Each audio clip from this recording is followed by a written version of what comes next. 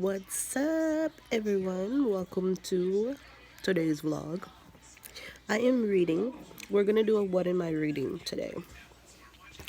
So, I am reading Money Hungry by Sharon Flake. She is an African American artist. She's an African American author. It's because I'm an artist. You see my hat. She's an African American author, which is what I aspire to be. So, and she won. She's an award-winning author with an award from three-time award-winning Coretta Scott King Award. So that's a big deal. And nonviolent social change, brotherhood, which is kind of like what the book is about. I'm currently on chapter 8. My goal is to finish it by finish the whole thing. But yeah, I'm at the beginning of chapter 8, and it starts with a letter from her principal, the character in the story. I don't know, the whole protagonist, antagonist, I don't go that far, so yeah. Basically, the main character of the story is currently being not threatened, but she's got sent home with a letter from her principal asking her to stop selling stuff at school. Yeah, apparently she's like a little entrepreneur, and she's always selling like pencils, old candy, like what she's always selling something. But one day she had sold some old Valentine's Day candies, and they kind of like made people sick. So yeah, after that, like people have been complaining on her ever since. And so now her principal has sent her a letter saying that she will be suspended if she gets caught like selling candy again at school. So yeah, I don't know, like what do you guys think about that? I know, like when I was in school, we had like a little like what do you call it, like a little shop, and we had like a little like snack shop, so we didn't have those kind of things. And then in the upper grades we had like a what do you call it, like a snack shop. You would go, and it was on campus, so there wasn't a way to like buy stuff. And then when I was younger, we had candy houses, and so like the neighbors, they would have like bunches of candies, and you would go by to the garage or the door or whoever, and they had candy, and you would buy the candy from them. So it's like one of those nostalgic childhood memories. But on the entrepreneurial side, it's like from her background and where she came from, like at one point her and her family was homeless and all that. So it's like I kind of feel her, I kind of am not interested, but I admire her hustle, you feel me? But yeah, like that's all I would say to that. But I just don't know if like at what point is it like suspension necessary? I get like a couple kids got sick, but they said that was because of the flu bug that went around. It was like a 24-hour flu that went around. It wasn't because of the candy. But I don't know if she'll get suspended or not, so I will keep you guys updated on that. But because of her lifestyle and the things that she's been through and her struggle that was real, I doubt she will stop selling. I think she's gonna sell again. So this is just like my prediction, not a book report because I'm not done with the book yet, but you know how when you're reading and you have like one of those little like check-ins. So this is my prediction. She's gonna sell again, and I don't think she's gonna get caught, but I think she might end up with like some better product.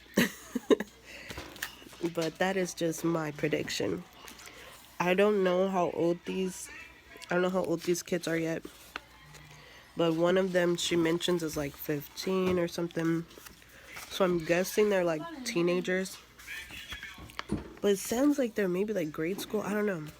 But I'm gonna keep reading and we'll see what, happens.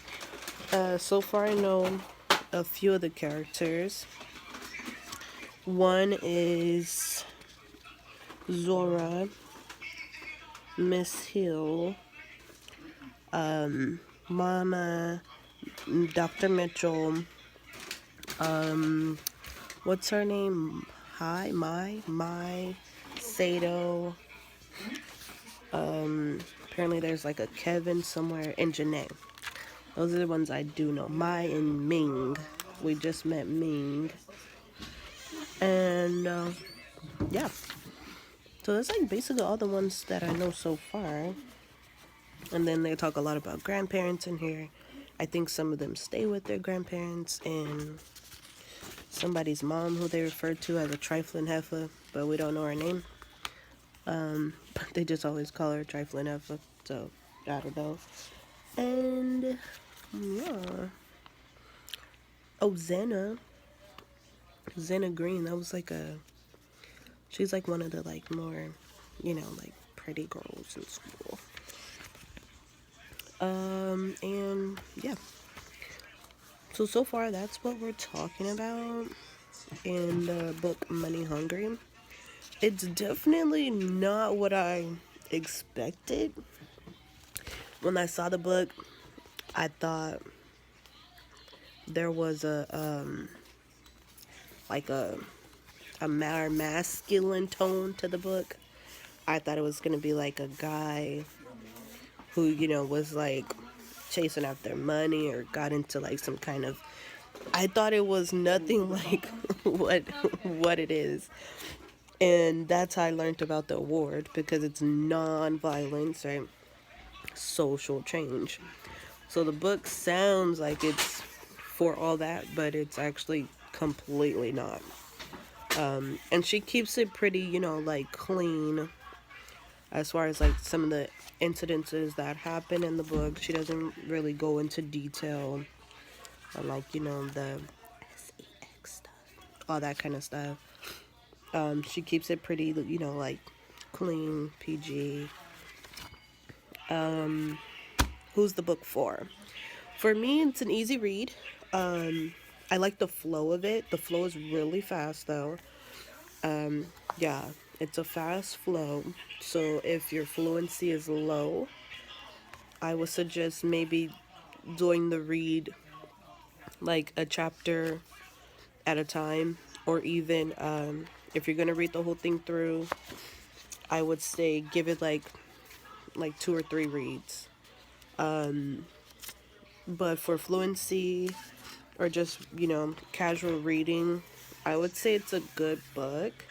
The text is pretty, big, so you can get through it like quickly, and the chapters are short, for like easy reading. If you had like a 30-minute read, you could easily get through like 2 to 3 chapters of this in your 30 minutes time. But yeah, as you can see, the font is like, you know, really spaced out for an easy flow of reading. Who's the book for? Definitely, if you're African American, read it. If you're Black, read it. To support our Black authors. But context-wise, content-wise, I would say, anyone who wants to be grateful for their family, or like their upbringing or something like that, it's for them. I would say it's like in the area of the coming of age books. So like a preteen would be able to relate to something like this. Middle schoolers would be able to relate to something like this. Or if not relate, at least they will be able to be in the conversation, right? Because a lot of it is moves in that kind of element. Um, Entrepreneurs, obviously, young entrepreneurs, to just understand, the purposes of the different hustles that are out there, right? Like if you sell candy, or if you're one of those that, whatever you sell, if you're a young entrepreneur, maybe you're just like a hustler on stream, or whatever whatever your hustle is, whatever you aspire to be as far as making your income and your purposes for why. For this particular character, it was her family. She didn't want to see her family without, because she knew what that was like. She saw what that was like. She knew what that felt like. And although they made it to the projects, that wasn't where they had started. They had started in like, like a suburban type of area. And her family was hit with, well, we won't say what it is because she didn't say what it is, but the way that they described it, it was not, you know, good things. And because of that, there were consequences. And her family ended up being in situations that were unpleasant, even sleeping in a van at one point. So, to be where they are now, the projects to her is like, you know, a come up for right now because of what all they had been through. Is that where she wants to be? No, of course not. But that's what she's explaining and talking about now. Like because of everything that they've been through, where she is now is just like, okay, they could breathe a little bit. But she still wants to be, she doesn't want what she went through to ever happen again. So she has this mindset of just like wanting money, needing money, and she's doing it in good ways, Like the last chapter, the end of the chapter, she was talking with their friends about seeing if they would help her, start helping the elderly clean their houses. And so a few of her friends like, no, we don't want to help you. Like, we don't ever make no money when we're with you and all that.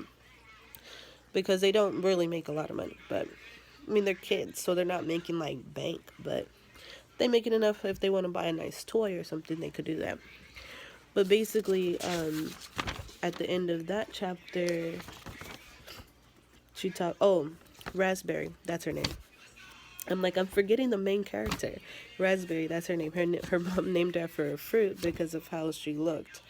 She had like red hair, red eyebrows, and she had like these freckles all over her face. So, that's why her name was Raspberry. But basically, they're like, nah, we ain't about to help you with no more your entrepreneur ideas. No, like you'll never make no money, so no. And she's like, like for real this time, like I really think it'll be a good thing. So, one of her friends kind of agreed, and the other two is just kind of like dancing and ignoring her. So, we're about to see, where these next few chapters go. I will update y'all again on another vlog. If I finish it, then I'll update y'all sooner. But if not, then yeah, I'll most likely update y'all in like the next. So we'll do like double the chapters. So if it's chapter 8 now, then like chapter 16. Yeah, because the chapters are quick, so there's not a lot that like happens in each chapter. She mostly gives like background of like each thing, and then also my purpose for reading, because I've been reading a lot of books by black authors, is to just get a feel of like our voice, when we write, especially our female black authors, because that's what I aspire to be, right? I want to publish a book of my own, and I wanted it to be for children. So I've already written one, and it's a short story. It's a smaller book, So I wanted to write more, but I wanted to write something like longer, and for like maybe like adolescents, or I wasn't sure yet. So in reading all of this, it will give me more insight as to like, you know, what exactly do I want. And yeah, so I'm gonna get back to reading. And yeah, I will make sure I message or post an update when one comes. Thank you all for vlogging with me, and I will see you on the next one.